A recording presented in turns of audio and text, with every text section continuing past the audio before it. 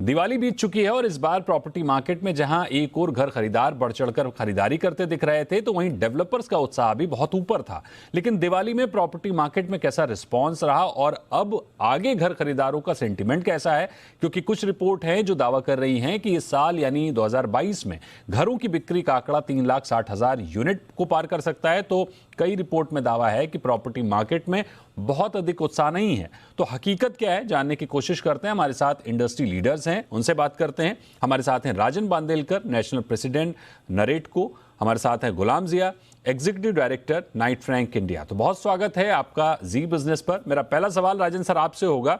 हमने दिवाली से पहले भी बात की थी, काफी चर्चाएं की थी, अच्छी खासी रौनक नजर आ रही थी दिवाली से पहले। तो कैसा रिस्पॉन्स दिखा इस दिवाली आपको? सर, दिवाली में मैं बताता हूँ, दिवाली में जनरली क्या होता है कि घर खरीदारी बहुत कम होती है, उतनी होती नहीं है। मैं आपको बताता हूँ कि घर खरीदारी है ना, हम बहुत ही खुश नसीब है कि अगर आप देखो तो हमारी हकीकत में गए कोरोना के बाद 12 महीने दिवाली चल रही, ऐसी हालत है। क्योंकि सेल बिक्री, गुलाम जिया सर भी मेरे से सहमत होंगे कि अगर आंकड़े देखो तो ये आंकड़े ऐसे दिखा रहे हैं कि गए 10 साल में जो नहीं हुआ वो रिकॉर्ड, मतलब हर एक रिकॉर्ड, जैसे बोलते हैं ना कि सचिन तेंदुलकर, विराट कोहली रिकॉर्ड के ऊपर रिकॉर्ड तोड़े जा रहे हैं क्रिकेट में, वैसे रियल एस्टेट में ये सेल्स के बारे में, कंस्ट्रक्शन के बारे में सारे रिकॉर्ड टूटते जा रहे हैं और ये बहुत अच्छी बात है। हालांकि रिपोर्ट मेरेडको और नाइट फ्रैंक का साथ में है कि नाइट फ्रैंक का मानना ये है कि आते हुए दिनों में थोड़ी बहुत दिक्कतें आएंगी। दिक्कतें हमेशा आनी चाहिए। क्या होता है कि जो अपने प्राइम मिनिस्टर सर बोलते हैं कि अगर आपको ठीक होना है तो कड़वी दवा पीनी चाहिए। अगर दूसरा क्या होता है कि अगर आपके पास, अगर समझो स्पीड ब्रेकर आ गया, आप गाड़ी चला रहे, स्पीड ब्रेकर आ जाए तो अच्छा होता है कि आपका स्पीड जो होता है ओवर स्पीड में नहीं जाते हो, कंट्रोल हो जाता है। मैं तो उस चीज को मैं अच्छे में ही मानता हूँ। लेकिन मैं जो बोल रहा हूँ कि अब लोग, इनका मानना ये है कि अभी आरबीआई का रेपो रेट बढ़ता दिखाई दे रहा है, क्योंकि ग्लोबल अगर आप देखो तो ग्लोबल इंटरेस्ट रेट जो 2, 2.5 और 3% था, वो बढ़ के अब लोगों को दिख रहा है कि ग्लोबली इंटरेस्ट रेट जाएगा 5.5, 6, उसके ऊपर जाने का दिख रहा है। मतलब अगर ग्लोबली अगर समझो ये लगता है कि इंटरेस्ट रेट वहां पर ही, मतलब उनको जो अमेरिका है या बाकी कोई भी अपने विदेशों में लोगों को उनके यहाँ पर ही अगर वो रिटर्न मिलता दिखाई देगा तो वो क्यों यहाँ इन्वेस्ट। गुलाम सर, मेरा अगला सवाल आपसे होगा। आपने और नरेटको ने मिलकर सेंटिमेंट सर्वे जारी किया है, उसमें स्कोर पहली तिमाही से लगातार कमजोर होता हुआ दिखा है। वहीं दूसरी ओर एक दावा है कि इस साल 3.5 लाख यूनिट से भी अधिक घर बिक सकते हैं। तो सेंटिमेंट में गिरावट लेकिन बिक्री में बढ़त, कैसे समझें इसको? देखिए, फिलवक्त जैसा कि राजन जी भी बता रहे थे कि हालात थोड़े से अंदाजा लगाने के लिए दोभर बनते जा रहे हैं, क्योंकि ग्लोबल सिचुएशन है। हमारे भारतवर्ष में भी जो एक्साइटमेंट है वो बहुत ही अब तक के ऐसा नहीं देखा गया, ऐसा एक्साइटमेंट है, जबकि ग्लोबल सिनेरियो थोड़ा सा ग्लूमी बन रहा है। तो कहीं ना कहीं सच्चाई दरमियान में है। ना तो बहुत ज्यादा एक्साइटमेंट वाली बात दुरुस्त हो और ना ही बहुत ज्यादा डिप्रेशन की या दुख की बात भी दुरुस्त है। तो सच्चाई कहीं दरमियान है और ये सच्चाई आते समय हमारे सामने पूरी तरह से सामने प्रकट होगी। लेकिन इस समय जो कुछ चल रहा है बाजार में वो बिल्कुल सही कहा बांदेलकर साहब ने कि पिछले 8-10 सालों में इस कदर ट्रांजैक्शंस, इतना मकानों की बिक्री नहीं देखी गई जितनी हम अब देख रहे हैं। और जहां एक तरफ इंटरेस्ट के रेट को लेकर, और हम जिस सर्वे की बात कर रहे हैं वो सप्लाई साइड सर्वे है, जहां पर सारे डेवलपर्स और इनके एटीट्यूड और उनके सेंटिमेंट्स को हम आंकने की कोशिश करते हैं। तो वहां पर ये चिंता तो बनी रही है कि आरबीआई जैसे इंटरेस्ट बढ़ा रही है उसका इम्पैक्ट कहीं ना कहीं जाकर अफोर्डेबिलिटी पे तो पड़ना है। और इस वजह से ये सेंटिमेंट्स और फ्यूचर सेंटिमेंट्स, देखिए हमारे सेंटिमेंट्स दो तरह के हम जिसे कवर करते हैं। एक तो करंट सेंटिमेंट कि आज सेंटिमेंट कैसा है, और अगले 6 महीने बाद सेंटिमेंट के ऊपर क्या इम्पैक्ट पड़ेगा, हम ये दोनों चीजें मापते हैं। तो जो फ्यूचर सेंटिमेंट है वहां पर इम्पैक्ट दिखाई दे रहा है, करंट सेंटिमेंट आज भी अच्छा बरकरार है। बिल्कुल। तो चर्चा के बीच में यहां वक्त है एक छोटे से ब्रेक का। ब्रेक के बाद फिर हाजिर होंगे और रियल ट्रेंड्स की इस चर्चा को जारी रखेंगे, छोटे से ब्रेक के बाद।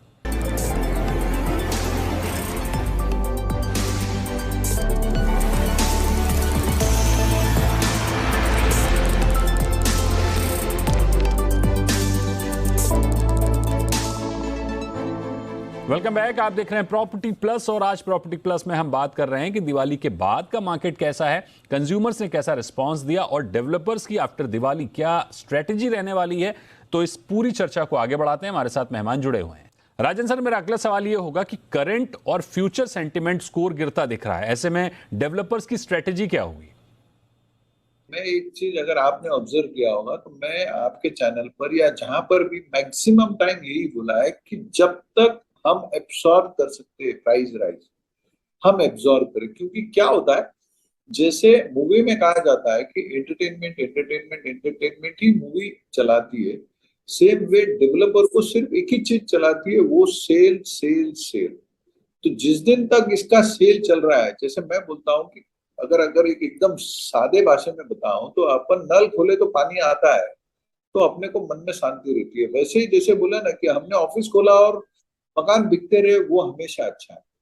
और गुलाम जिया सर, मैं आपको और दीपक जी आपको भी एश्योर करना चाहता हूं कि अगर आपने देखा होगा तो डेवलपर ने गए 4 5 6 साल इतने बेकार देखे हुए थे रियल एस्टेट इंडस्ट्री में, तो उसके मध्य जितने भी लोग हैं उनको एक चीज पता चल गया कि भाई आप इफोरिया में बिल्कुल नहीं आ रहे। And Gulam Dia sir, I can assure you from the point of industry, we all today live in reality. We know what's the reality and we know कि अब we have to deliver. Sir आपने जो बताया कि current और future future जो sentiment है, of course इस चीज के बारे में हमने क्या किया मैं बताता हूँ। देखो कि मैं थोड़ा गुलाम दिया सर से यहाँ पर इत्तेफाक नहीं रख रहा हूँ। क्यों मैं बताता हूँ कि अगर आपने पीछे देखा होगा कि ये अभी रेट ऑफ इंटरेस्ट कम कब हुए, गए 2 3 साल में कोरोना के बाद हुए। कोरोना के पहले अगर आप देखो तो हमारे को जो एनबीएफसी दे रही थी, मतलब डेवलपर को स्पेशली एनबीएफसी या फंड हाउस या जो इक्विटी दे रहे थे, उनका रेट ऑफ इंटरेस्ट पहले बहुत ज्यादा ही था। तो आज जो भी डेवलपर को रेट ऑफ इंटरेस्ट मिल रहा है कंस्ट्रक्शन में या वगैरह, अगर आप देखो सीएफ वगैरह में, तो वो बहुत अच्छे दाम पे मिल रहा है and they are very happy. Moreover इसके वजह से क्या होगा, रेट ऑफ इंटरेस्ट कम होने से जी लोगों को डेवलपर को भी कंस्ट्रक्शन में भी स्पीड आ गया, पैसा इजीली मिलने लग गया, डिलीवरी होने लग गया। अगर आपने ऑब्जर्व किया होगा तो रेरा में भी आप देखो कि प्रोजेक्ट जो कंप्लीट होने का जो पेस है वो बहुत बढ़ता दिख रहा है। गुलाम सर, रेजिडेंशियल और ऑफिस मार्केट का आउटलुक क्या देख रहे हैं? देखिए, ऑफिस मार्केट में भी एक तरह से थोड़ा सा कंफ्यूजन सा बना हुआ है, क्योंकि जहां पर भारत में बहुत ही बढ़िया कंजम्पशन है, भारत की इकोनॉमी बहुत अच्छी चल रही है, तो हमारा जो लोकल डिमांड है वो तो शायद ऑल टाइम हाई पर है। लेकिन चूंकि ग्लोबल परिस्थिति थोड़ी सी चिंताजनक है, चाहे आप जो रशिया और यूक्रेन वॉर का जिक्र कर लें या फिर एनर्जी क्राइसिस की बात कर लें, ये कुछ ऐसी चीजें हैं जिन्होंने ग्लोबल, खास तौर से अमेरिका और यूरोप, और हमारा जो ऑफिस मार्केट है वो बहुत हद तक अमेरिकन इकोनॉमी पर डिपेंड करता है।